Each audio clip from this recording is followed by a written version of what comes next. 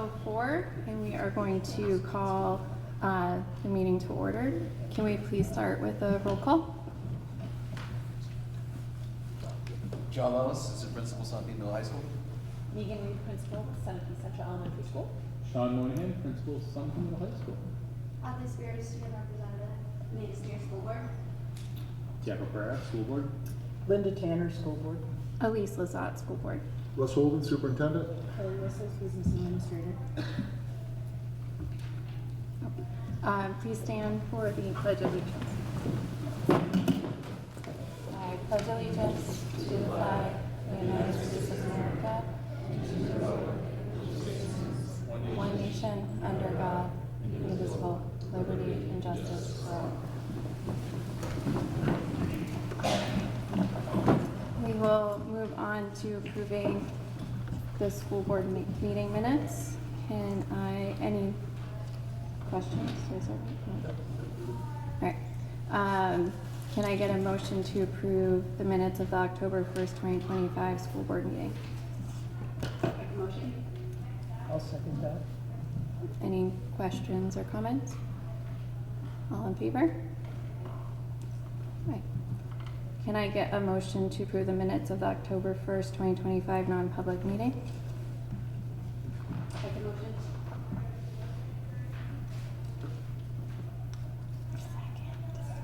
Okay. Any questions or comments? Okay, all in favor? Aye. Aye. All right, agenda review. Agenda is good as it is. Good as it presented.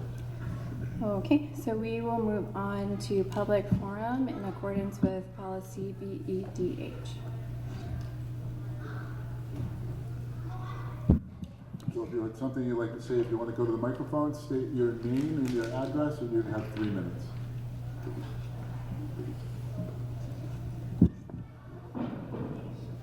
Sorry, I'm all here.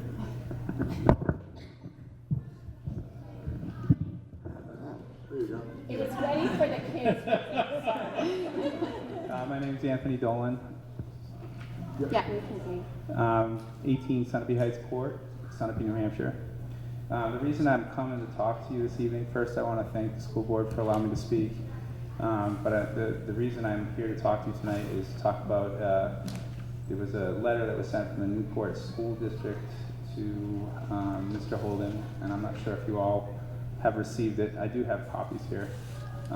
But it's basically asking for you to entertain the idea of a cooperative agreement with the Newport school system for high school football from 9th to 12th grade.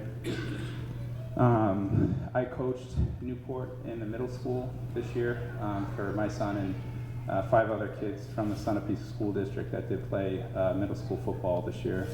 And it was a great opportunity for him. Prior, we were doing club sports in the Kearsarge district. So we did do that this year in Newport. And it's a great program for these boys because they're not soccer players. My son, I'm a bigger guy. I could not run up and down the soccer field, but I always did well in football. So it's a sport that my son does like. And this commitment would be for 2 years, and then we'd have the opportunity to relook at it to see how it would go. So it's not a forever thing. I know there is some concerns that it might take away from some other sports in the Sunapee schools. My 18-year-old son, he did go to Kearsarge, and he finally came back to Sunapee this past year to finish out his senior year. He did not love the football program over there. Neither did he like the academics. I do really love the academics at the school, and I'd love to keep my son here, but also give him the opportunity where he could play football at the high school level, where I wouldn't have to put him in a private facility to do so. So I know a couple of the boys are here. I don't know if you want to stand up, Tristan and Anthony. So they've been playing football for the past, Anthony's been playing since the 4th grade. Tristan played last year and this year. So my ask is that you just consider it, and that's that. Great, thank you so much. Thank you.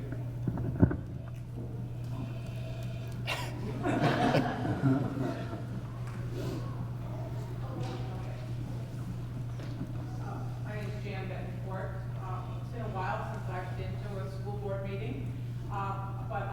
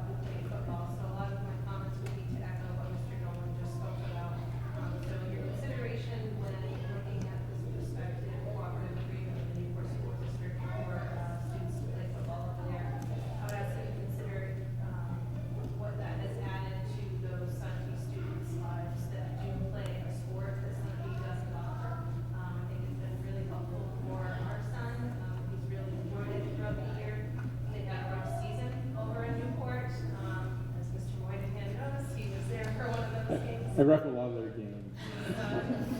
Like to call it a bit of a rebuilding year perhaps, but despite that, despite the score on the scoreboard at the end of the game, those boys have shown up. They played with grit, they played with heart, they played with determination, and so I think it's a really great thing, and it's a really great representation of a Sunapee student to play with those kind of characteristics at a different district. So there's more things for you to consider, and I'm sure that I know I will be, or other parents of some of the young men that played in the football program will be happy to come back and relate some more of that to you. If you have any questions as you go forward in your consideration of this, but I want to thank you for even entertaining the idea. If there's any, I would be available. I'm sure some of the other parents will for any questions or concerns that you have or consider this. Thank you.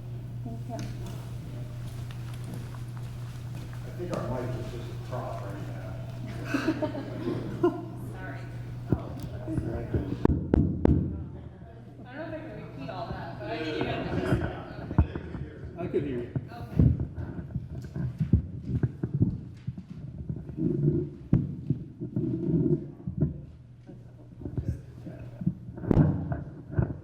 I always wanted to hold a mic. That's great about the football thing. I had not known that, I don't have a student here. My children did not go to school here, but I am a resident. My name is Lisa. And my questions relate to some other matters. I understand from reading the minutes from October is that we have 36 new Sunapee students, which is great to hear. What I'd like to know is if I can be provided with the numbers of breakdown per class that is. How many in each class make up that total of 36 new Sunapee students? Two concerns that have been raised in the community. My understanding is that Mr. Holden is superintendent, offering superintendent services at another school district. Rumor is that the wages for these services provided to Mr. Holden are being gifted, donated back to Sunapee. I don't know if that can be confirmed or not, but it would be helpful to have that confirmed with some sort of documentation. If that is the case, that is happening. And the other concern, again, about Mr. Holden, the lawsuit in which he's been named from the Belmont School, or from somebody who attended Belmont School a number of years ago. I'd just like it confirmed, if possible, again, in writing some sort of documentation where the legal fees are being paid from to represent Mr. Holden in that case, if that's coming from our school district or if that's coming from Mr. Holden personally. Thank you.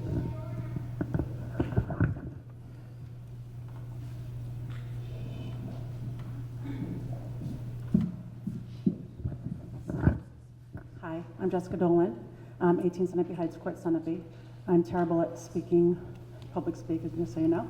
I just wanted to go back to the fact where my husband had talked about my son Cole, and he had been a football player since 4th grade with the Kearsarge Wildcats. And because Sunapee did not have football, he had to go to Kearsarge in 9th grade. His father lives in Newbury, so that was fine for him. But unfortunately, those 3 years, it wasn't a great school system. He didn't care about his grades very much. And although he was playing football, his academics did suffer. And so now he's back in Sunapee, thankfully. Didn't get to play football this year, which was a little sad for him, but, and he's working very hard and he's an honor roll student. But if they had had football in Newport all those years, he would have a great GPA, and he would have probably had honor roll all of those other years. So I just want to point that out. Thank you.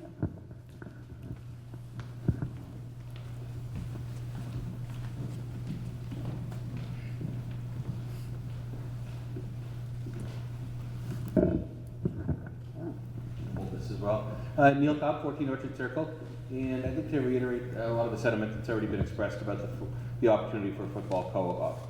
I'm father of Tristan, one of the players. As previously mentioned, played in Kearsarge last year, but was able to play in Newport this year. And a lot of the time I was fortunate enough to be that bus of the transportation for many of the four of the five that played over in Newport. And to hear the excitement and the enthusiasm of those students as we headed over to the game every year, or to the practice every day, was it was a great experience just to hear them talk about it and the excitement, and to even know that the season wasn't going well, and the expectation sort of was that it probably wouldn't improve much over the season. They did play with heart. They continued to play, and I think it was a great learning experience for them over the year. The worst game I think was 60-0, so which was tough for sure. But they played back. They battled back, and of the 2 touchdowns that were scored all season long, both of those touchdowns involved the Sunapee students. So I think that they were a great asset to the team. I wonder about Newport being able to continue their football program if they can't draw from local schools as well. So I think that it's a great opportunity to work together, and really appreciate the opportunity, or you considering this co-op. Thank you very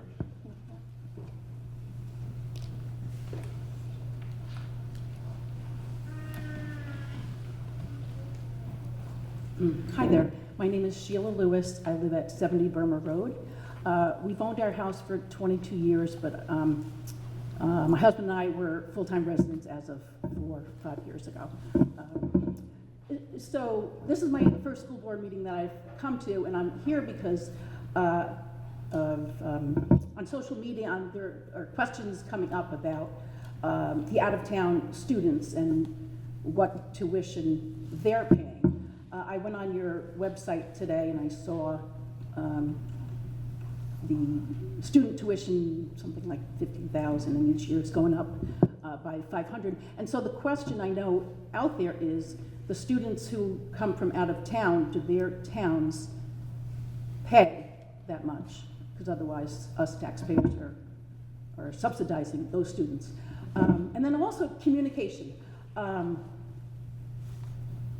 Like Mr. Holden, I wouldn't know you if I bumped into you, in Hannaford's or something. And so I would just love to see, just like the town manager has coffee, morning coffees, and the chief of police has coffee with the chief of police, and I think the fire department has done that too. I would love, and I would think that other people, I'm retired, so I have time on Friday morning for an extra cup of coffee. If you would host that, and maybe some board members, to keep us who are not, we don't have kids in the school, but to keep us informed of what you're doing. And I'm sure you're doing wonderful things. But I'd love to know more. As I said, I went on the website today because I was looking to see, well, is there a way for me to sign up, like for communication? But I didn't see anything. So unless that's on Facebook, because I follow like the Central Elementary School, so I see their notices, which is great. But I'd love it if, does the SAU have that available to us to keep us taxpayers informed of what you're doing. But thank you very much for everything that you do. Thank you.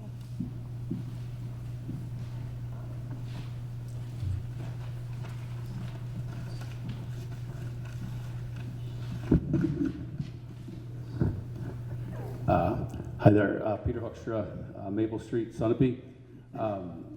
So before I came to the meeting tonight, I was like, I haven't read minutes of the last couple of meetings, so I decided to grab the one from October. And the very first comment under the superintendent report says this sentence, "The budget is going to be expensive." I'm like, okay, yeah, I would assume that. Health insurance is increasing 10 to 26%, water, sewer is increasing 7%. So my question is, when it comes time for the budget, and I don't know how I'll get this answer because you're not talking to us, rather than look at minutes that say the budget is going to be expensive, my expectation of the board would be, okay, costs are rising. What are we going to do to counteract some of those costs, whatever that is? And I don't know where that process stands with the budget. I have no idea how the school board does that. But you deal with over $15 million a year. And I would like to know how the town does their budget, very open. I would like to, I guess, learn more about how the school board does their budget and what can be done to make it not be so expensive. So I don't know how I'm going to get that answer, but that's my question. Thank you.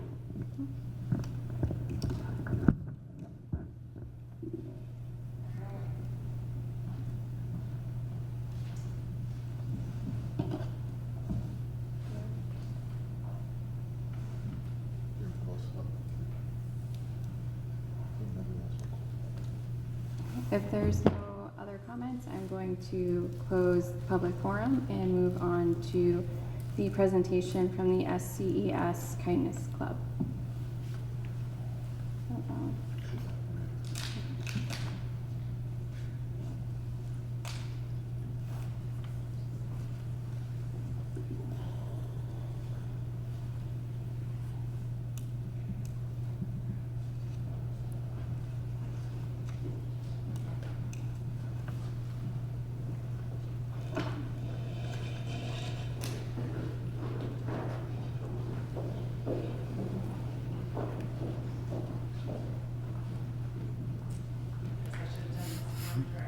So, good evening. Thank you for being here, to parents of these students and for these students. So with our strategic plan, we have a few initiatives around increasing student voice in the school and offering more co-curriculars. And this club was started this year from student initiative and wanting to spread kindness in our school. And Ms. Hamill and Ms. Tyler have graciously facilitated it, and they're here tonight to tell you about what they do.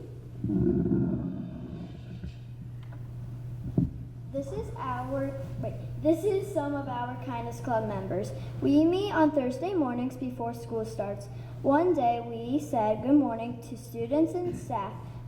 We made up a dance.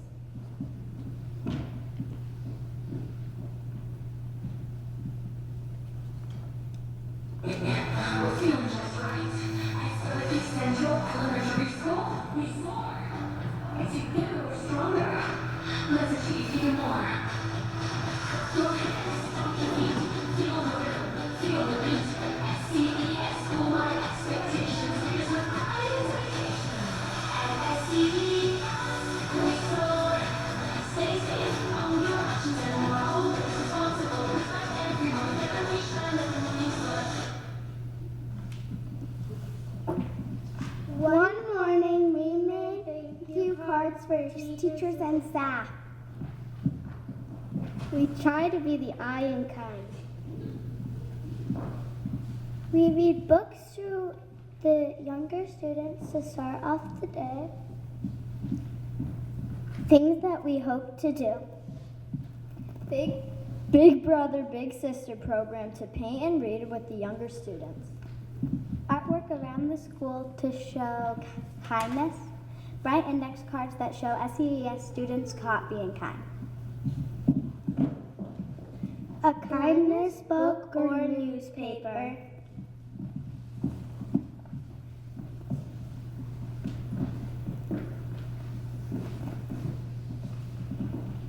Thank you for watching. We have a little gift for you.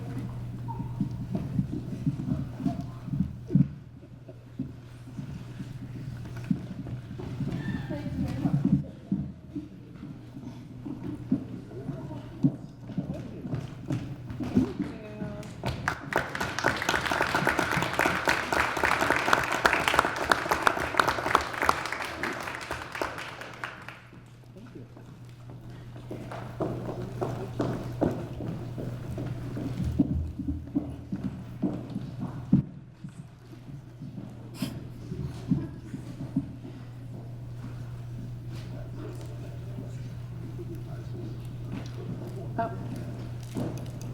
Any questions from the board? That was so lovely to see. Yeah. It's great to see some of the programming active and live. And it just matters. I think, like in a state of the world, you know, full disclosure, this is my daughter at the high school, and kindness matters. We talk about this every single day. Like even at the high school level, it matters to be kind. Like if you just approach it with kind, that's such an amazing thing. And nicely done for you guys. That's really cool. So good.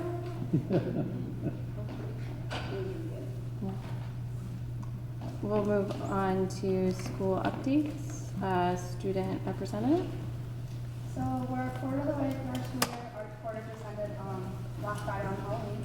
And all of our fall sports seasons have wrapped up. Congratulations to all of our teams, especially the girls varsity soccer team. We made it all the way to quarterfinals, which is very exciting. I heard that that's the farthest they've been in 5 years, so that's a pretty exciting thing.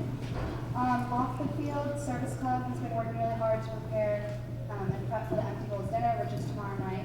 And that's always a really meaningful event for our community to raise awareness about hunger while supporting local food programs. So that's really exciting to see. And then on the art side of things, our drama club has been hard at work rehearsing for their upcoming play, The Comic Book Artist, and I think it's going to be a good production, so we're looking forward to seeing it come live. Thank you. I will do SMHS since Megan is helping. Yes. See, this is why Allie always takes half my stuff. That's okay. Sorry. No, she left off though, which is funny because she is helping organize. We have our dodgeball tournament. That's a big event. We have that coming up on November 13th. We also will have our Veterans Day breakfast that day. So November 13th will be busy. As she said, we just finished the first quarter. It's hard to believe, but the first marking period is completed. We also recently had our National Honor Society induction, and so we had 10 new inductees to the National Honor Society. Mr. Lelos took the 8th grade to Boston Monday. Yep. He brought them all back. I always tried to lose one. I always say we never quite were able to lose one. We try to do that, never successful. You know, it's interesting. I would have said it with their ear. So we did have Newport football reach out to us for a co-op. I've talked to the athletic director. I'll certainly meet with the parents. I do know that we're not going to be supportive of that in the school issue here. There's a number of reasons why. I don't have any problem articulating why. But I'm also very sympathetic to the kids who want to play football as well. This is not new.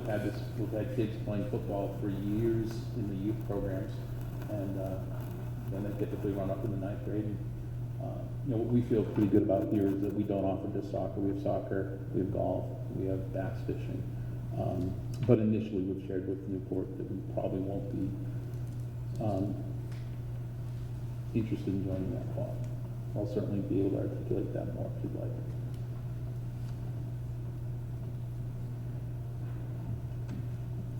Go ahead. Oh, sorry. That's okay. Megan, a CS. Sure. I'd like to start tonight with just talking about some meaningful progress that we're making with our strategic plan at the elementary school. So we have a number of different goals. The first goal area I'd like to speak to is educational and extracurricular growth. So our goal here is to enhance learning and co-curricular experiences that support academic excellence while maintaining the close-knit community feel. And if you remember when we heard from students last spring, right, that's some of that student voice, that student language, the close-knit piece. So tonight you heard from our Kindness Club. This group came out of a professional development opportunity that the staff had at the start of the year. And then sort of the idea was percolating, and then really met with students saying, this is something we'd really like to do. So very appreciative of Ms. Tyler and Ms. Hamill hopping right on that. And you can see they've really made it their own. So they created the club, they talked about things that they want to do this year, and it's been fun to see that evolve. We've also had a number of teachers step forward to create new opportunities for students outside of the classroom. So right now, Mrs. Shealy and Mrs. Blewett are leading Laker Lens, a video production club that meets after school on Thursdays. And this spring, we have Mrs. Doyle, who's going to do a 3D printing club. We're also in the throes of organizing this year's Winter Activities program, a long-standing Sunapee tradition that builds community and gives students a chance to try something new. So that'll be coming up in January. The other goal area that ties in with this is that student voice piece and increasing opportunities for student input and student engagement. Kindness Club is an example, but we also have our 5th graders right now in their civics unit looking at issues that matter to them. And soon I'll be meeting with them to hear about their ideas and working together to bring some of their ideas to life. Our Safety Patrol is another group of students that work in our school in collaboration with the Sunapee Police Department and work to be leaders in our schools. So it's an opportunity for 4th and 5th graders and they help keep an eye on things during morning arrival and at recess. They recently came up with a suggestion. We met about it, we implemented it, they announced it to students in the cafeteria and had their voice and made that their own. And then we're really working on making sure we have a welcoming, supportive school environment where people feel informed about what's happening. We are paying particular attention to how we communicate with families, making sure we're not just announcing an event, but giving some background information and people can know what to expect when they come and attend something. So a great example I felt like of this collaboration was our Halloween event on Friday. Teachers did a really nice job of presenting like a plan together, then communicating a consistent expectation across newsletters. And we had lots of parents come and enjoy a parade and a dance led by Mrs. Cruz that was really active and joyful. So it was nice to see that engagement there. In terms of communicating with the broader community, we do put a school corner in Sunapee Happenings that goes out through Project Sunapee and trying to reach that audience. So in addition to doing our family newsletters that go home and have a wide viewership, we also do publish information in that Sunapee Happenings community newsletter. And that has a viewership of about 1,400 people right now and an open rate upwards of like 65–70%.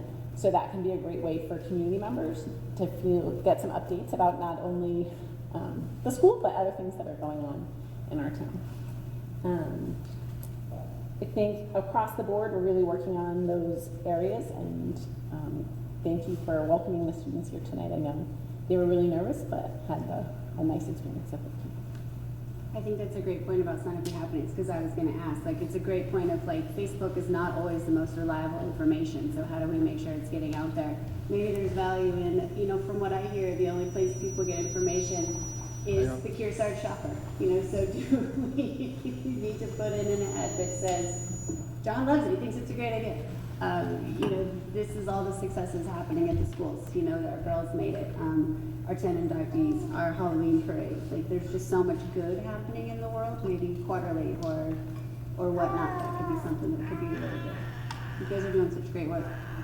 I did have a quick question, Sean, so sorry to go back. You know, point of question, point of order. You know, when groups come and present to us, which is wonderful, what does the school board, what happens? What happens now? How's the timeline? So this football, like, you know, it comes to the school first.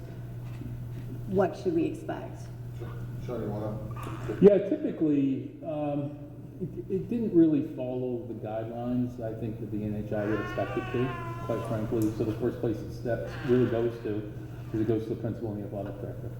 You know, we'd certainly be expected to report to you. I will tell you that the athletic director did reach out verbally early on, and they have never been really interested in having a co-op with us because their numbers were always good. But they're having struggles keeping their program afloat now, and so they reached out to us. So I have spoken to the athletic director. Like I said, I've communicated with their athletic director. I haven't communicated with the principal. One area that we're really fortunate in that people wouldn't necessarily think about, but a lot of times the turnover, Mr. Holden could speak to this, but typically you have 20 new principals a year, 20 new athletic directors a year. You know, so that's about 25% turnover in each, and so a lot of times just dealing with lots of different people at different times. I will say for Newport, their athletic director's been there a while. Their principal has been there a little while as well. I haven't talked to the principal at Newport at all on this, but typically it's supposed to come, you know, to the people who are going to have to oversee it to start with. Now, there's certainly a place where the school board might be like, no, this is really important, we want to offer this, and you know, there's lots of pieces. There's cost proponents to it, which isn't really the biggest thing. You know, what we look at is we're really proud about our participation levels, that we're able to get a lot of kids in a lot of different things. And one of the ways we do that is by having vibrant programs. And that doesn't mean winning programs, that means vibrant programs. So a big thing for us, for instance, is that 9th grade student is able to play, I'll just use soccer or golf or volleyball. And when we have varsity teams and JV teams and middle school teams, they're able to do that.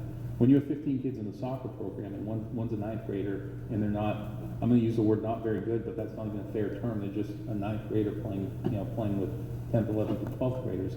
What that typically means is they don't get to play soccer anymore. They get to stand on the sidelines and watch. So what's important to us is that we have lots of kids who are able to have meaningful opportunities to participate, and we're very proud of that. We haven't had a co-op for that reason. It's also important that we offer a variety of issues. When I first came here, we didn't have golf, we didn't have this bass fishing, so we want to do those things that we can populate. Again, I would have many, many reasons, and in fairness, I've shared them with some of the parents as they've come forward. Like I said, I've been here for 22 years now. We've had this happen for a long time. My son's still mad at me that we didn't have football here, because he played football when he was in his youth age, and I told him about 6th grade he better learn to be a soccer goalie. And he learned to be a soccer goalie, and that's what happened. And he's not the only one. But the typical process is they reached out to us. The athletic director does know for some of these very reasons I'm sharing with you that we're very hesitant to do so. So I can fill some of that. So at a Southwest Regional Superintendent's meeting a few weeks ago, the interim superintendent from Newport did approach me and said, I was thinking about sending you a letter regarding football programs. Have you heard of it? I said, yes, I've heard some conversation in town. He said, okay, I'll send you off the letter. I said, sure, we'll be certainly more than happy to have a conversation. I received that letter. Again, wrote back, certainly interested in having a conversation. I had not heard back from that superintendent. As Sean indicated, it really does go through athletic directors first, and then up to principals. The NHNAA is an organization run by principals and overseen by principals. So it hasn't come to my level as even an official ask. Right? So last I understood from the superintendent was that he hadn't even had secured the ask from his own board yet to enter into a co-op. So I think Sean spoke very nicely about sort of his reasons why he's a building level principal and trying to ensure the things that we have for the students that are here in our district, and understanding that it may not meet the needs of all students. Again, I'm a hockey dad, and we went to high school and my son didn't have hockey, and so we just sent him to a different place if he chose to play hockey. So just wanted to put some clarity on that as well, that I think there was an opportunity if it gets to me to you, but as far as I know, as Sean stated, it's been to an athletic director. Sean said that we're not really interested, and we haven't, to my knowledge, I haven't heard anything differently back from you. I think it's also important to say we haven't had a formal ask. We have not had a formal ask on it. I think it's really important too, as you spoke about student voice, Megan, like that is, like, what do our students want? And if there's a cohort, and I completely agree with, like, unfortunately, we can't have football. We don't have enough students. Is there a way to do it creatively? Can they play flag? Can they do a club flag football team? Is it the same? No, I totally hear that. Anthony Dillon would laugh at me. That is not the same thing. But how do we? No, so I think, no, this is important, because I think where you look at what, you've got an athletic director here who's been here for 25 years, and I think, sometimes people don't see the full picture, and I'm just going to put it that way. So what would typically happen if we started to do this, and what I worry about, right, is that, well, then I would have to have lacrosse. So if people wanted to have lacrosse, I'd have to have lacrosse. And where we would be very quickly is we would have no sports here. We would be entirely co-op sports. We would have a co-op football team with Newport, and then we would have maybe I'm just being a little bit facetious, but not terribly. And now we don't have enough soccer players, so now we have a co-op soccer team with Kearsarge, and now and then we have a co-op lacrosse team with Kearsarge, and we have a co-op baseball team. And what you've lost is that sense of community. When you have those things that we have here, there's a reason, and again, I've got all kinds of details. There is no public school in the state who's smaller than us who has a co-op. There's a reason. Because if they go into a co-op, at least the exception would be Pittsburgh Canyon, which co-ops into everything, otherwise they wouldn't be able to have a support. But there's reasons for that. So would that happen immediately? And I get it. I really am sympathetic to the kids who play hockey or play football, and I've actually tried to work through the NHI to have a different process where it's not a cooperative team where they have like one-offs and two-offs. There's all kinds of things that when you're in a co-op, you have an obligation to be part of that co-op. So now, when you're used to having your athletic director here in the building, so on a Friday, now is he at a co-op football game someplace else? There's a lot, I really could come up with 20, and I'm not exaggerating, 20 reasons for no. I can come up with 2 or 3 for yes. I'm not 100% opposed to it, but certainly the needle's quite a way on the other way. But that would, on a shorthand, that would be one where I could say, well, yeah, let 3 kids play football. I totally understand that. But like I said, they don't see that. They don't visualize in 6 years we don't have any sports here at something. We have 8 co-op sports, Well, none of which run through here. and I think, Yeah. so 3 becomes 5. Yep. Becomes 10, and although, and again, we're very sympathetic as a parent. Sure, there's 5 students now, but it took 2 years, and then they're looking at another 2 years to get through their senior year. Then how many kids, Sean, are coming off of our programs potentially looking at football? So to me, that creates potentially some safety issues, as well as some deterioration of our sport programs. And our sport programs and our extracurricular are our culture of our school, and I think that's important to recognize that. We build a lot around that involvement in our school culture. And then I think once you open the door, and I sit on the classification committee for the NHIAA, which looks at all these co-ops.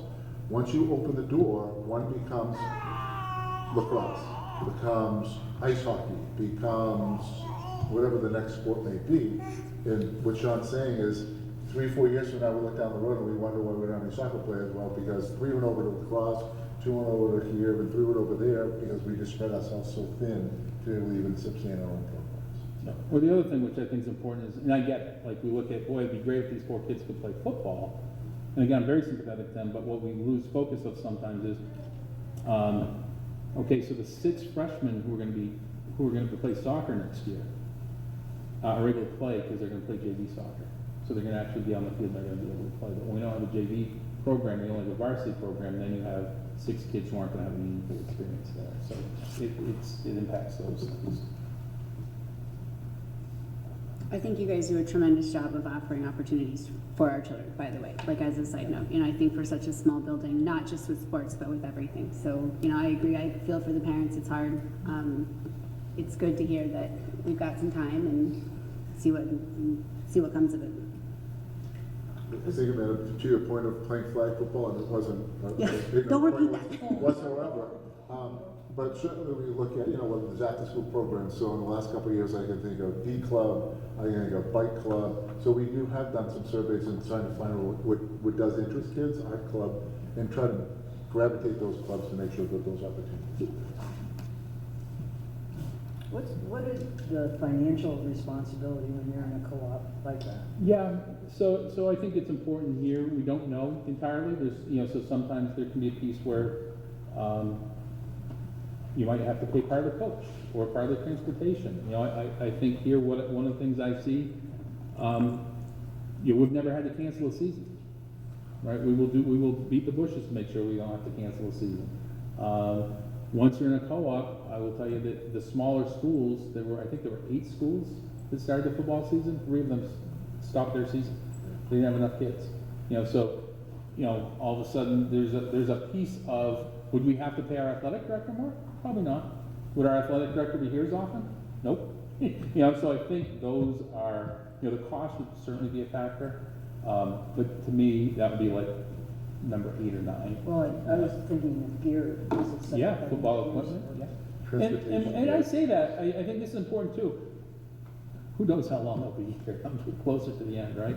But I could see myself 5 years from now supporting a co-op, but the reason would be because we no longer could support what we have, right? And that's why Newport, I totally understand, Newport has never done it, and I understand why, because they're always like, we can do it with the numbers we have. Now they can't, and now that's what they're doing. So if we didn't have, I'll use baseball, if we ever got to a place where, oh my goodness, we don't have enough kids to have a baseball team, you might hear me say, hey, I think we should co-op, because without it, we can't offer those things that we've already had. But here, this is something that we haven't had, we've never had it.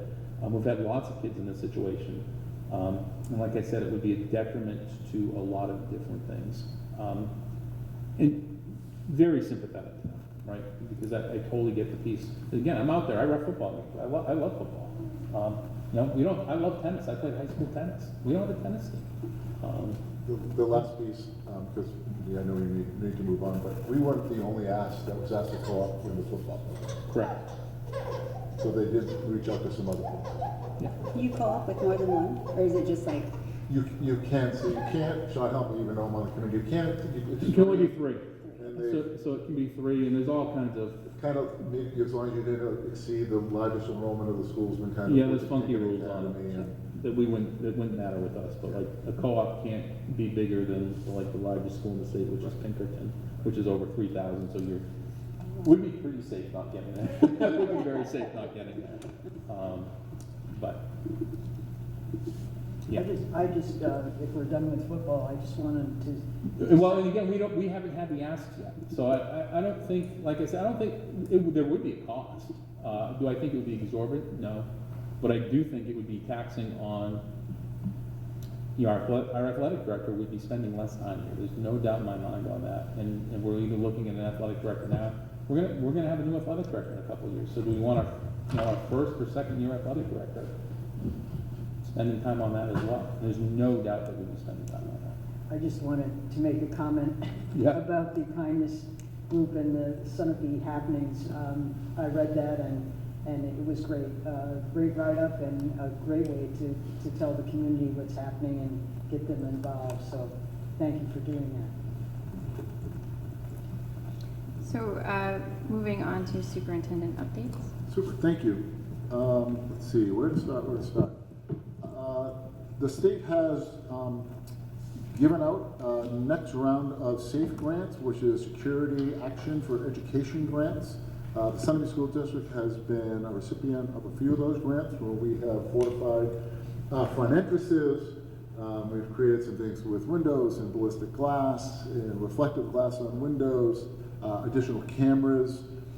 This year, Safe Round grants, there would be potentially a chance for $150,000.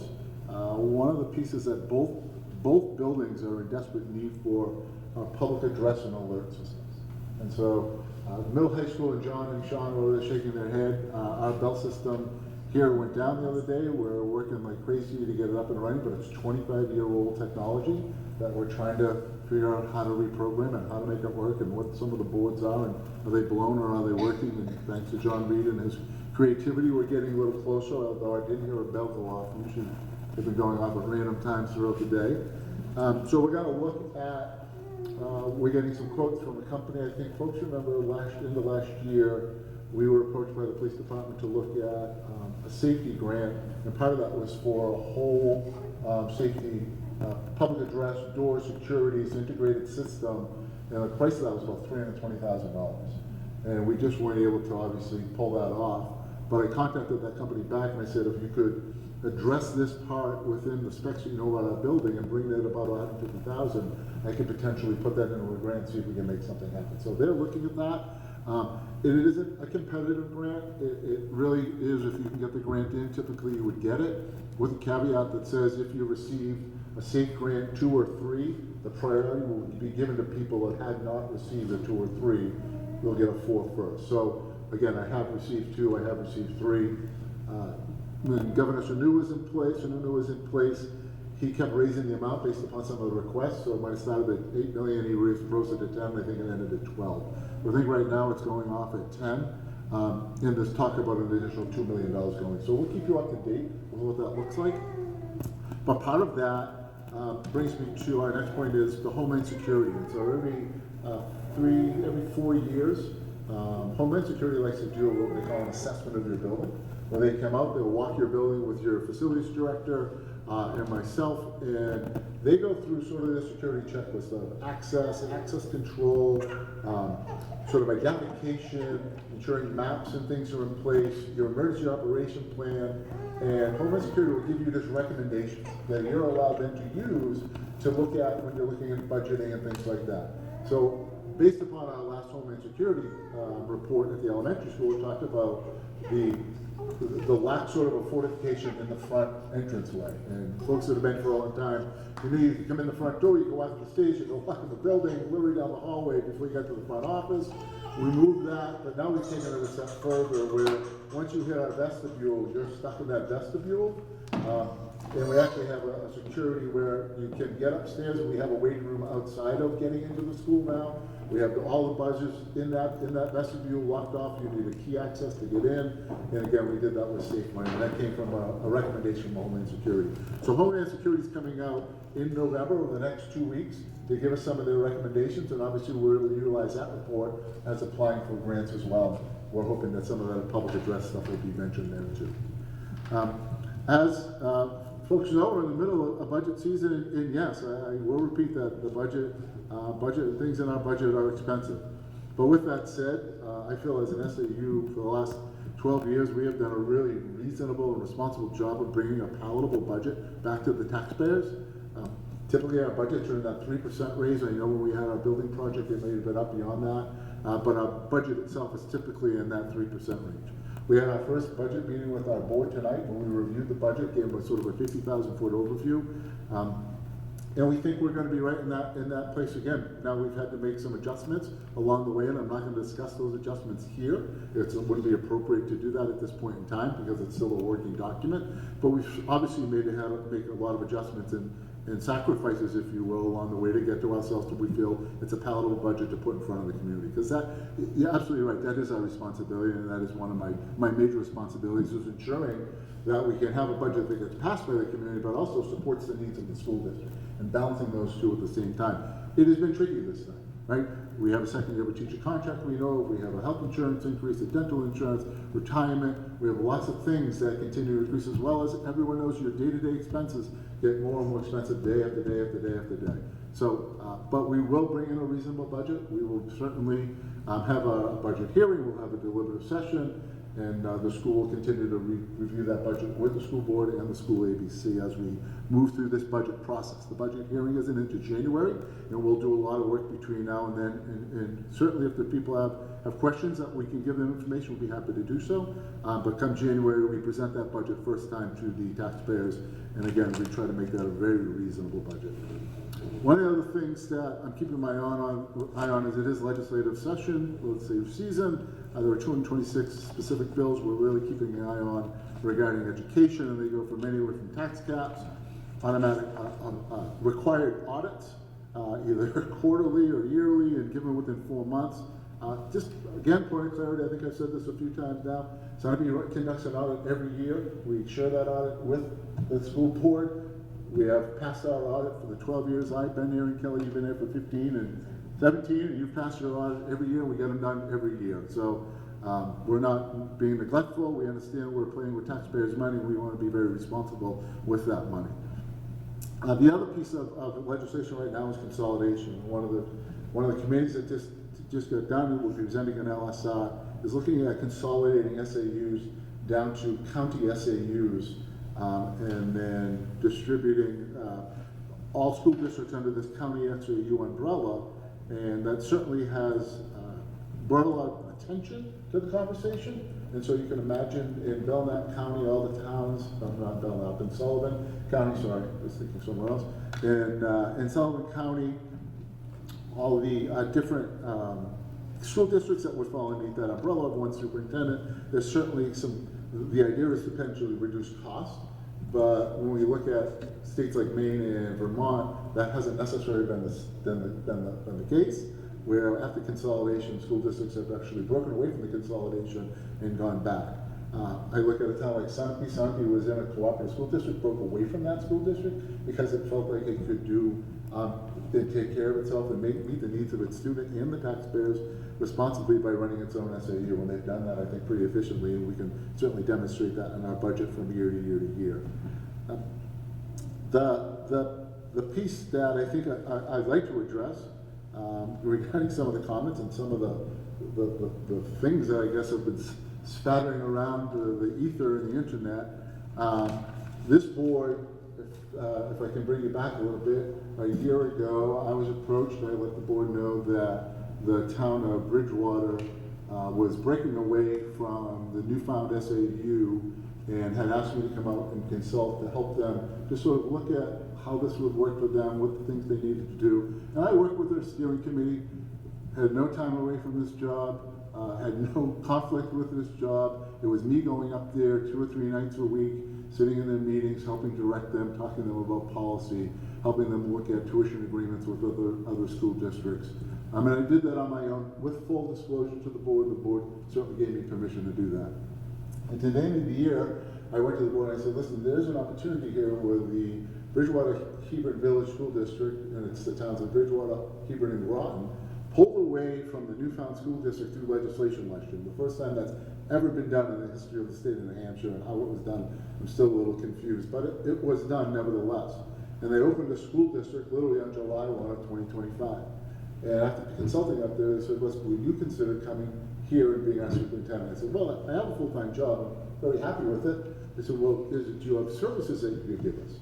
And so SAU services have been provided from district to district across the state. It's actually an RSA that allows you to do that, but it's also done in other places. So last year, I know, well, for many years now, Milton and Milton and Wolfboro have done that. We've been approached by Croydon, and we were approached last year by Unity to provide their SAU services to them. And I said to the board, I don't feel comfortable giving SAU services because I don't know the complexity of what that may look like, and I don't feel it's fair for me to tax their SAU with something that I don't have full knowledge of.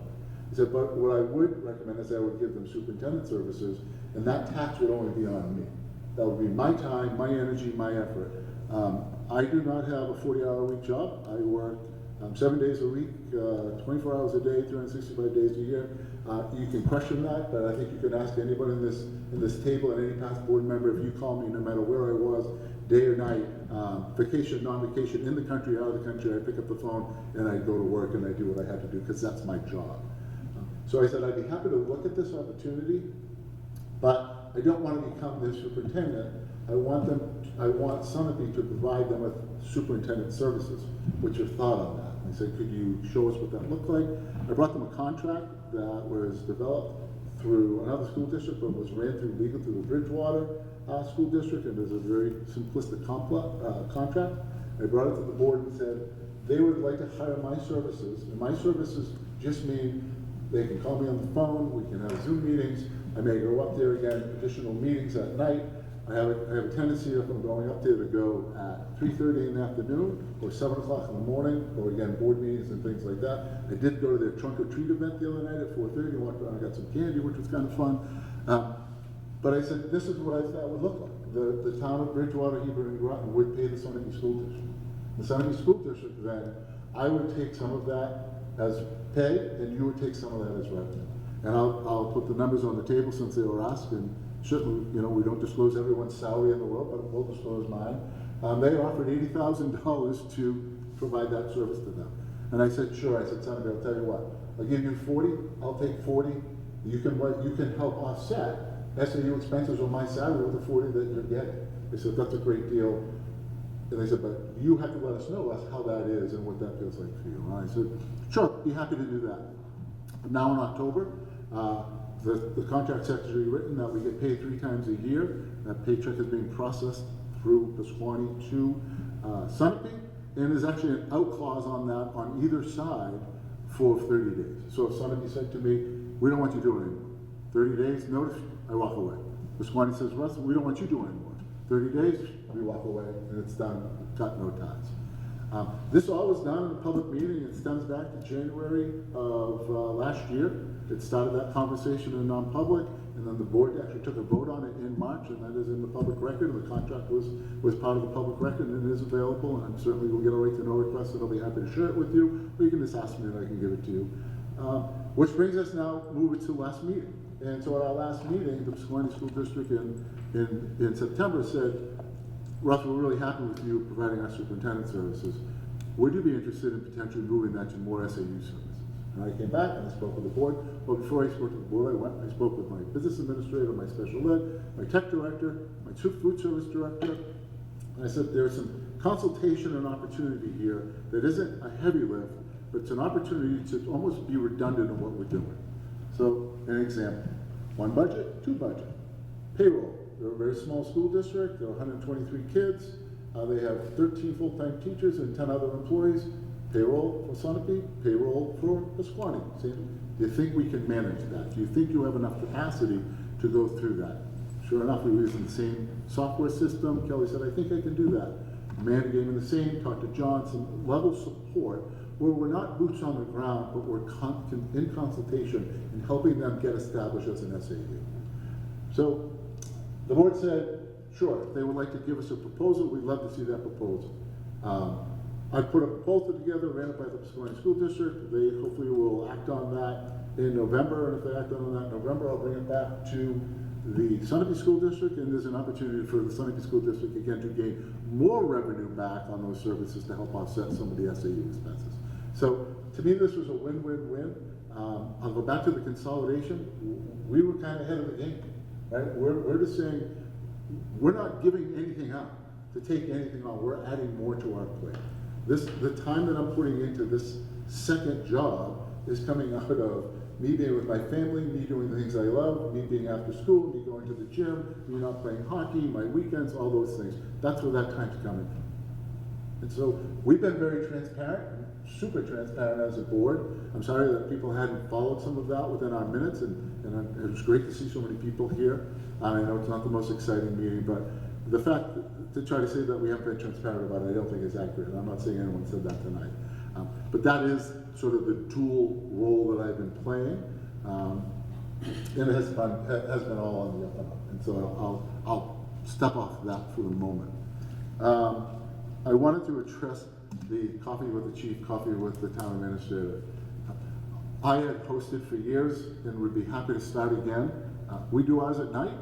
And so we've done them around budget season, we did them on adjustment councils, we brought different people, transportation and technology, we brought them, we sat in the library, and we've done that for a couple of years in a row, and it finally got to the point where I was sitting there by myself, and we stopped doing it. But if there's a need to do more of that, I certainly am not opposed to it, and would be happy to entertain going back to the library and putting a menu of things on.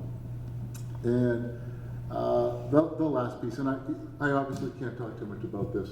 I can say this. When I was notified that I was involved in a federal civil lawsuit, I notified my board member, my board chair immediately, let him know. He said, thank you very much.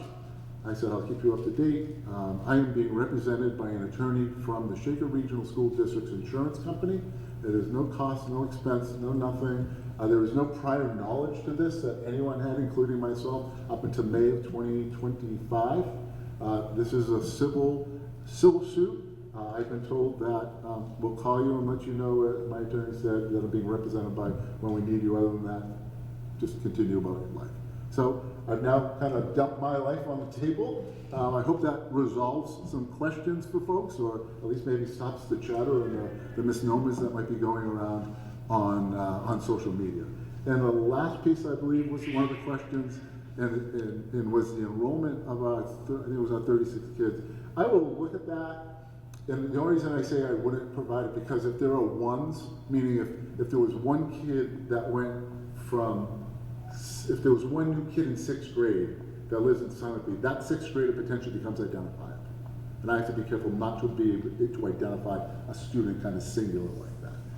I'll do those numbers. I know you can look on our website, you can see, you know, the bigger jumps that went from kindergarten to 1st grade, and you can kind of go year by year on that. And I do understand that tuition kids, the 10 tuition kids are in there, so it makes it hard just to look at the Sunapee kids, but I will go and look at that, and if I can present that without making it identifiable, I'll be happy to share that information. I think that's my... Okay, great, thank you. School board topics to review. So we have December testing next month. They were, so we've gotten our SAT scores back and our state assessment scores back. SAT scores look good. Yep. Look actually real good. Our assessment scores, I know, we continue to work on them, but we are achieving certainly well above, if not at or above, the state level.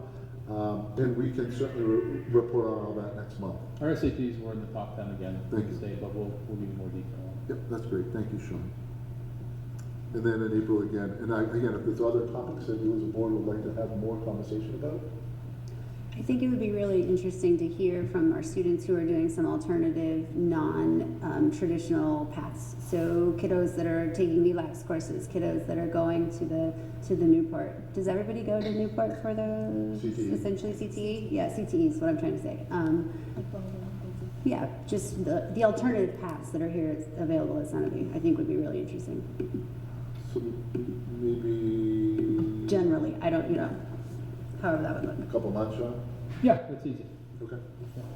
I think it'd also be interesting to see follow up on the strategic planning all the way through that you did. That was such a cool idea to have the kids involved. We'll We bring saw a that little back bit of in it. June. Yeah, okay, good.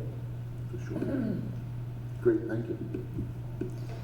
Okay, moving on to action items. We need to approve a proposed 2025-26 snow plowing contract.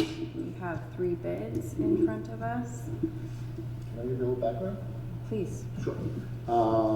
So for the many years that I've been here, Kelly and probably Sean and Megan, the town has always plowed our facilities. They've done a phenomenal job. We've had a great relationship that's worked super, super well.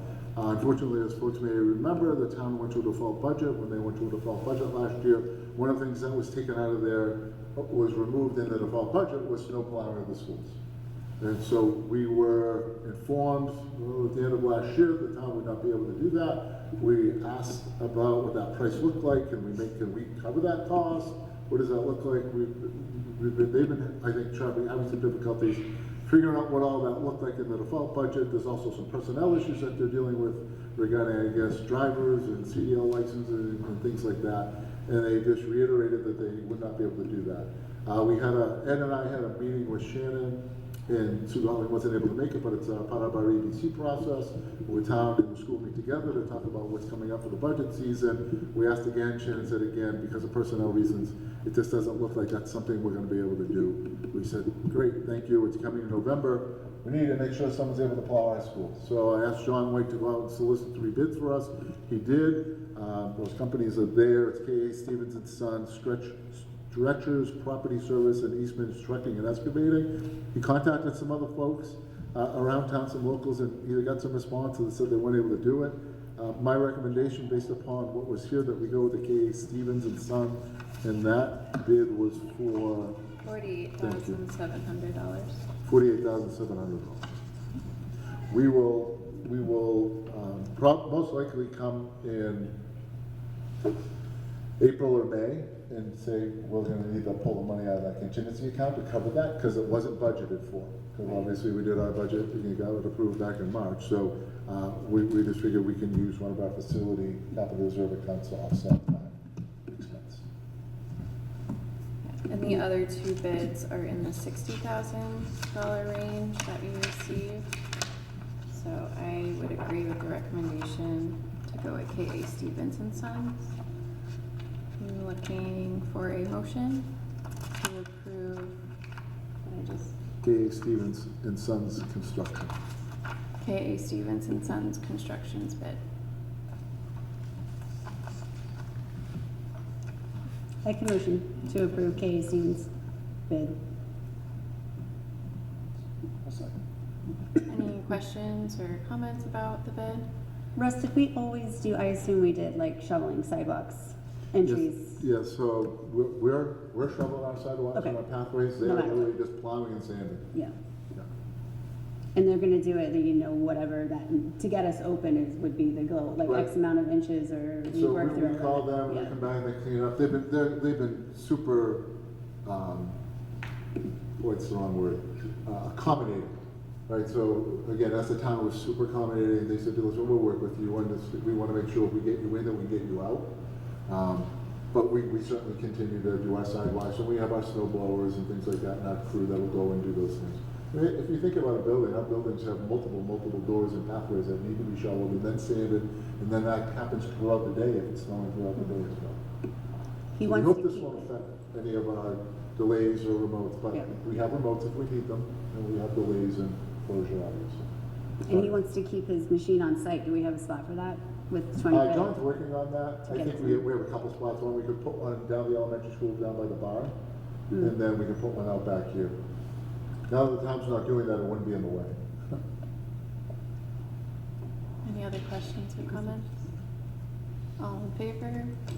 Aye. Thank you. Looking for a motion to approve the proposed 2025-26 SCES co-curricular list. Make a motion to approve co-curricular SES. I'll second that. Any questions or comments? Not seeing any. All in favor? Aye. Looking for a motion to approve the proposed SMHS winter coaches. Make a motion. Any questions or comments? Okay, all in favor? Aye. And we have a gift from the Athletic Boosters Club that we are in need to approve. Do you want to Yes, provide? can I give you a little background on Yes, that? please. Sure. So I was contacted by the president of the Booster Club this year. I will give Jen a minute to address this, but there was an anonymous donation for a scoreboard on our lower field here. Apparently that is somewhere around 20-year-old technology. We replaced bulbs and controllers. I think it rose to a level of frustration this year. Well, scores were flickering and time was going haywire, where somebody said, let's get it fixed. And so the Booster Club was given a donation. Jen contacted me and said, there's an anonymous donation, but one of the things I'd like to do is I'd like to be able to name the sign or the sign, if you will, in dedication of Mary Moynihan. And he said, okay, let me check the policy. Checked our policy. It certainly meets the criteria. I put some markups in your packet, but I'll let Jen, if you'd allow her to speak to it as well. Whatever. Good evening. Thank you for the opportunity to speak tonight. My name is Jennifer Correa. I'm the president of the Sunapee Middle High School Booster Club. I'm here to share an update on our scoreboard fundraising effort for Alexander Field. This fall, the Booster Club launched a community fundraising campaign to purchase a new scoreboard. Thanks to the generosity of our alumni, families, community members, and local businesses, we are proud to share that we met our fundraising goal. The contributions represented a full range of support, each one reflecting the pride and commitment our community has for our students and our athletic programs. This evening, we would like to respectfully ask two actions from the school board. First, that the board accept our donation of $11,000 to cover the cost of the new scoreboard for Alexander Field. Second, that the board consider our request for naming rights. We are proposing that the scoreboard be named in honor of Mary Moynihan with the wording, Mary Moynihan Scoreboard Forever a Laker. Mary's impact on the Sunapee community, our student athletes, and her Laker spirit was truly special. We believe this naming would honor her legacy in a meaningful and lasting way. Thank you for your time and consideration and for your continued support of our student athletes and school community. I'd be happy to answer any questions. Jen, how fast did you guys raise that? 2 weeks. It's amazing. Amazing. Very excited. Thank you so much, Jan. So can you take two motions? A motion to accept the gift and then to accept it? Yes. Yep. I'll make a motion to accept the gift. To accept the gift. I'll second. Any comments, questions? All in favor? Okay. Can I have a motion to approve naming? I'll motion to approve naming. I'll second. Any questions, comments? Okay, all in favor? Thank you very much. Okay. Whew. That was very touching. Yeah. Moving on to information items. So in your packet tonight, and I believe it's on our website. If it's not on our website, it'll be up there tomorrow, the next day, is the NESDEC, the New England School Development Council enrollment projection. They do this for us every year. They've done it for a number of years now. There's a wonderful historical piece in there, and it has a projection piece. And as we said, probably 8 years ago, we felt really confident in NESDEC and what their projections were. Their projections continue to be pretty close to where it is that we are. And that is with some tuition students. It does take into account tuition students in there as well. And it kind of looks at birth rates and building and all those kind of fun stuff. So it's just something we do every year. It does project us to get up back to 500, almost close to 600, 10 years from now. But projected, and again, that's based upon the data they have right now. That does change obviously year to year. But this year, we checked in at 480, and they had projected us at 458. So, you know, a few more there. But I think it's such a great piece of information. It's certainly not You know, it's not etched in stone that this is what we will have, but it allows us to sort of look out to continue to program for what it is that we maybe have coming down the road. Has NESDEC talked about what they're gonna do if open enrollment goes through? How would they project, what would they? Yeah, that's a wonderful Right? question. Let's ask them. Yeah, how do we do that?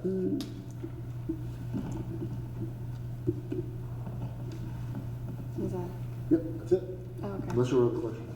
No, there's just two other things. Oh, I'm sorry, I'll go to the next one. I'll go to the next one. That would be great. I hit on the town and school board budget meeting with the school charter regarding the budget advisory committee. We meet 3 times a year. We meet in October, December, and then again in January.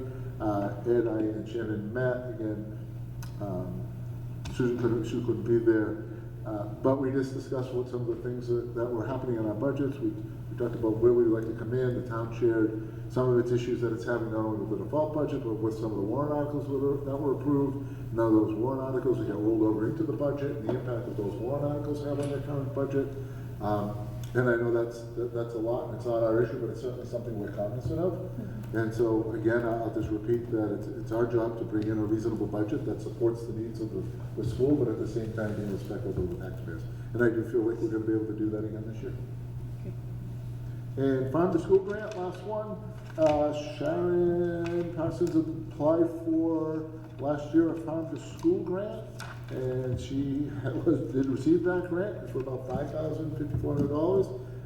She is doing a hydroponic indoor, I think it's lettuce, that they're growing in this stand-up hydroponic system that can grow X amount of food within a year. And so she brought the hydroponic system itself with enough supplies to run this thing for a year to use within her science classes in the middle school. Great project, just a great project. Sharon also runs our gardening club, so that kind of fits together. And I'm sure at some point this year, once they get that thing up and running, we'll get Sharon here, and maybe she can wheel in her hydroponic system, and you can see all about it. It's really funky looking. It looks like that standard over there, but it's just got all these little, I don't know, it's just kind of cool. Kind of cool. So thank you to Sharon for applying, and we will make sure you get some more information on that from Sharon. Thank you. Moving on, looking for a motion to approve the manifests as presented. Make a motion to approve the manifest as written. All right. Any questions or comments? All in favor? Aye. All right, agenda items for next meeting. So we will, we're bringing the state testing will be there. We will continue to probably talk more about budget and where we're at in that process, and we'll go from there. Okay. There's no request to go into non-public, right? There's no request to go non-public. All right, so since there's no request to go into non-public, I am looking for a motion to adjourn. I move we adjourn. All right, all in favor?